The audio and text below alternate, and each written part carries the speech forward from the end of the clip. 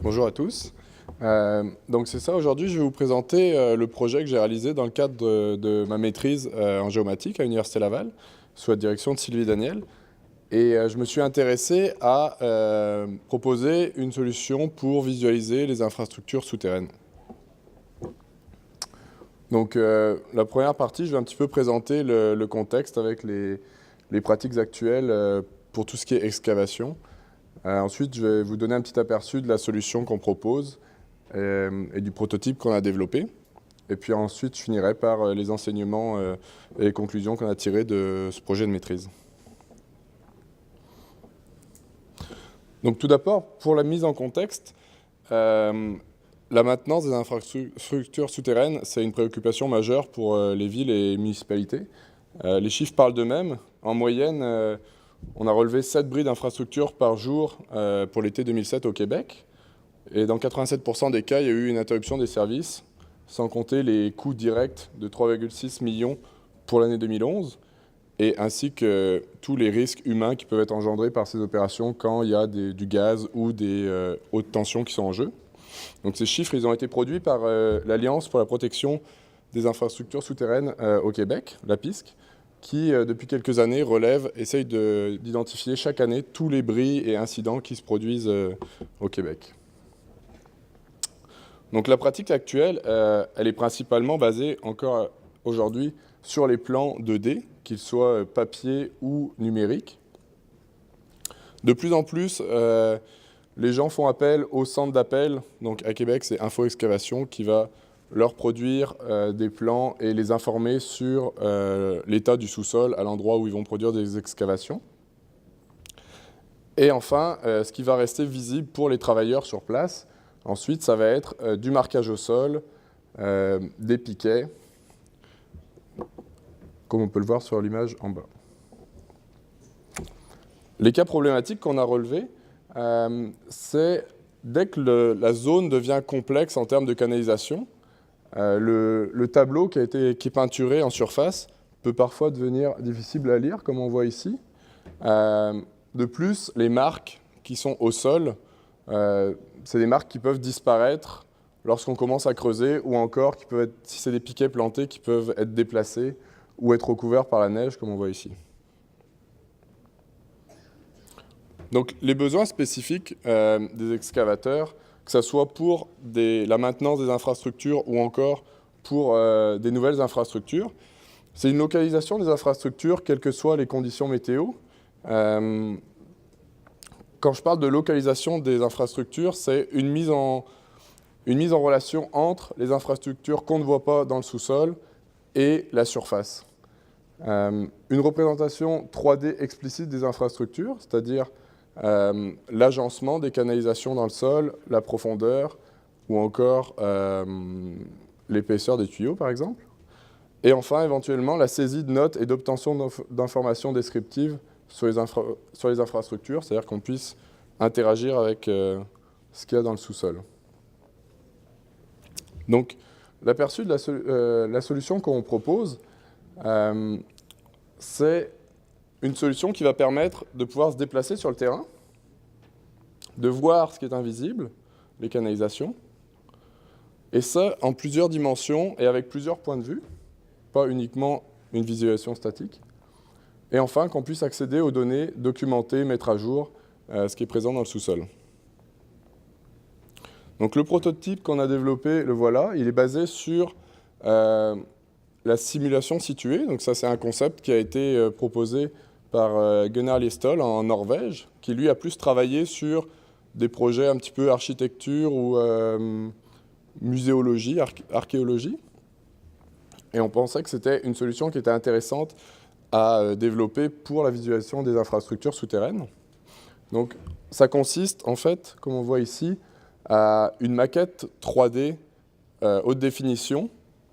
En l'occurrence, pour le projet, c'était le campus de l'Université Laval, qui a été modélisé dans un moteur de jeux vidéo 3D à partir de données réelles.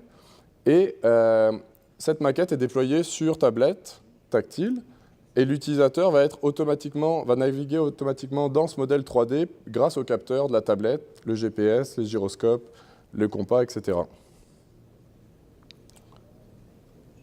Donc on peut voir ici qu'il y a une correspondance entre ce que voit l'utilisateur avec ses yeux et ce qui est affiché à l'écran de la tablette.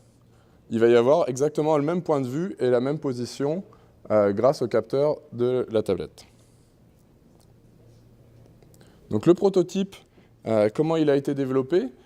Tout d'abord, la première étape, ça a été le développement de la maquette 3D qui a regroupé plusieurs sources différentes, c'est-à-dire qu'il y avait un modèle numérique de terrain qui a été proposé par la ville de Québec. On avait des bâtiments haute définition qui ont été modélisés de façon semi-automatique à partir d'un relevé lidar terrestre. Et on a ajouté à ça la végétation et par exemple les abribus, les lampadaires. Et la deuxième étape, ça a été d'intégrer dans ce modèle 3D les canalisations souterraines qui étaient présentes sur le campus. Donc c'est à partir de plans 2D qu'on a travaillé, qui ont été fournis par le service de maintenance de l'Université Laval, qui avait les plans des canalisations d'eau, d'électricité, de gaz, les tunnels piétons et les tunnels piétons destinés aux services et entretien. Et donc, à partir des plans 2D, on a modélisé les canalisations 3D dans la mesure du possible, c'est-à-dire quand on avait les données sur la profondeur, ben, on les a intégrées pour faire des modèles 3D qui intègrent la profondeur. Dans d'autres cas, elles n'étaient pas stipulées. Dans ce cas-là, on les a juste positionnées dans l'attente d'avoir plus d'informations sur ces canalisations. Et ensuite, une fois que la jointure a été faite entre le modèle 3D et les infrastructures souterraines, ben, on a mis en place des interactions qui permettent justement d'avoir accès aux informations, c'est-à-dire par exemple la transparence du sol, semi-transparence du sol, qui permet, comme on peut le voir ici, de comprendre où est-ce que la canalisation d'eau va depuis cette bande fontaine, savoir dans quelle direction elle part. On avait également d'autres petites interactions qui permettent d'obtenir des informations ou encore de passer en mode manuel de navigation pour pouvoir observer autour de nous. Donc les performances du prototype qu'on a relevé,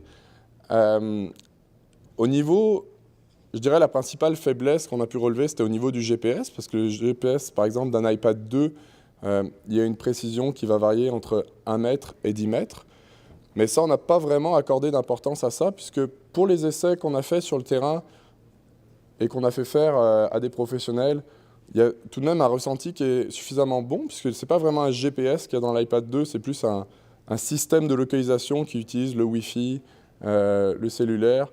C'est-à-dire qu'en zone découverte comme sur le campus, on a une précision qui est relativement bonne, et d'autant plus qu'on sait que cette précision peut être améliorée en ajoutant des plugins de GPS plus précis comme le RTK.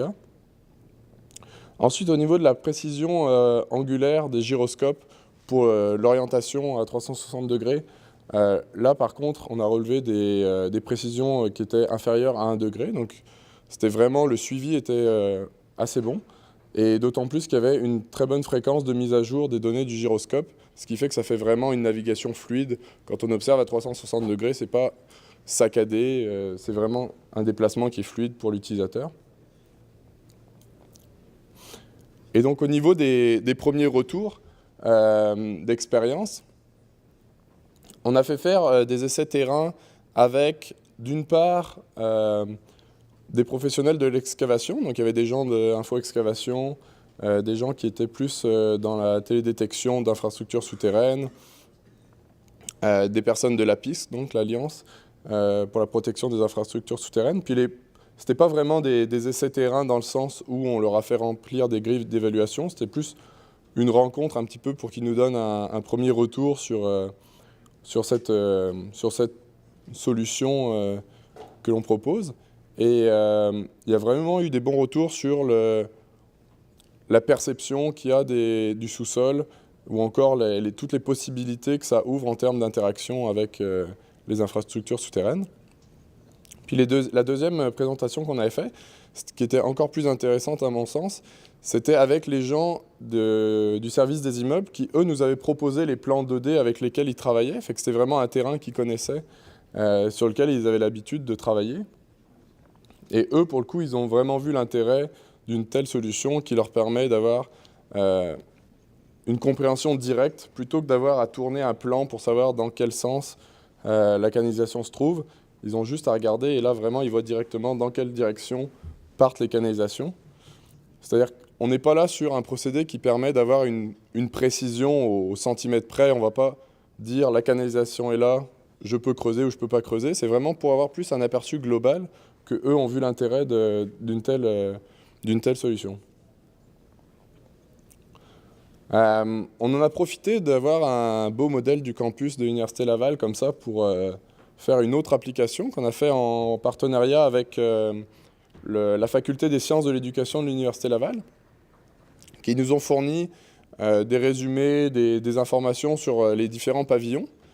Et s'en est décliné une application de visite virtuelle du campus. Donc suivant le même principe, au lieu que ce soit un excavateur qui va être sur le site d'opération pour regarder où sont les canalisations, ben là ça va être l'étudiant qui est nouveau, qui arrive à l'Université Laval, qui va pouvoir se balader sur le campus et faire une visite virtuelle en temps réel, c'est-à-dire qu'il va arriver en face d'un bâtiment, puis il va pouvoir cliquer sur ce bâtiment, obtenir des informations sur qui est Jean-Jacques Cazot, des choses comme ça, ou encore où sont les tunnels qui relient les différents pavillons pour éviter de se perdre sur le campus qui est quand même assez grand. Donc c'était aussi intéressant de voir que en mettant entre les mains de personnes qui avaient parfois jamais utilisé de tablette tactile une telle application, ben, ils ont réussi à naviguer, à se déplacer. Ils avaient une série de questions auxquelles ils devaient répondre. On leur posait des questions sur vraiment des choses de base sur les bâtiments. Et ils ont tous réussi à accéder à ces informations. En plus, c'était sous forme d'un jeu, fait qu'il y avait des choses à gagner s'ils répondaient à toutes les questions, donc ils se sont vraiment penchés là-dessus. C'était intéressant pour voir qu'en termes d'ergonomie et d'intuitivité, la solution répondait à ces besoins. Donc, les enseignements et les conclusions qu'on a pu tirer de ce projet, c'est que tout d'abord, l'utilisation du moteur de jeux vidéo 3D avec les données géospatiales réelles présente un réel intérêt, puisque dans les moteurs de jeux vidéo 3D, il y a énormément de travail qui a été fait pour justement que le réalisme soit là, puis pour que les physiques soient là d'interaction, pour qu'on puisse cliquer sur des bâtiments, des choses comme ça. Fait que ça a énormément facilité le travail pour toute la partie interaction.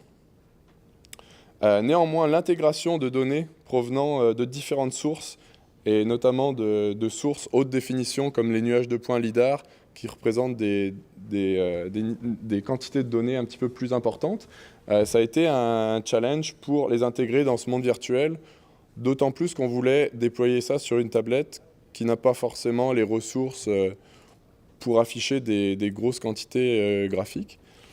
Donc ça a été un point un petit peu plus difficile à traiter. L'autre point important qu'on a relevé, c'est que l'incomplétude des jeux de données du sous-sol, c'est une limitation, puisqu'on ne peut pas créer de la donnée. C'est-à-dire que si les données n'existent pas dans la réalité, dans les plans 2D, eh ben, on ne peut pas les inventer. Donc ça, c'est une autre chose qu'on a pu noter.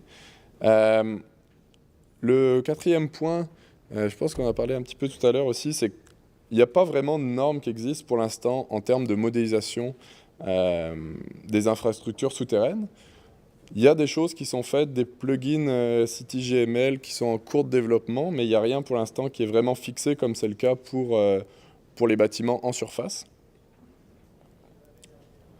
Et enfin, le dernier point qu'on a pu retenir, c'est qu'il y a du travail encore à faire au niveau de la perception des distances et des profondeurs.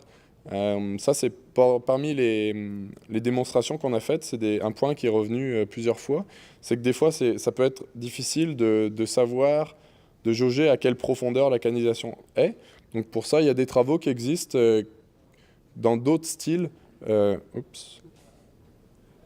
Et qui montre ici, par exemple, l'idée de mettre une sorte d'excavation virtuelle autour avec des lignes de niveau pour mieux comprendre à quelle profondeur se trouve la canalisation. Et enfin, pour ce qui est des conclusions générales, c'est donc que la prévention des infrastructures souterraines, c'est une préoccupation majeure pour les villes et municipalités. Que parmi les technologies qui sont disponibles maintenant, il y en a certaines qui sont capables de proposer à l'utilisateur un outil efficace pour la sécurité des interventions. Ce projet, il a mis en lumière la faisabilité et le potentiel d'une solution de simulation située, puisqu'en plus, on a eu vraiment après beaucoup d'intérêt de la part des gens qui ont pu essayer ou encore suite aux articles qui ont été écrits, on a eu beaucoup de bons retours sur ce projet. Et puis, pour finir, ce serait juste que la représentation 3D du sous-sol, je pense, c'est un challenge qui est vraiment important pour chaque ville et qui doit être considéré comme une tâche importante pour le futur. Voilà. Merci, M. Duna. Est-ce qu'il y a des questions?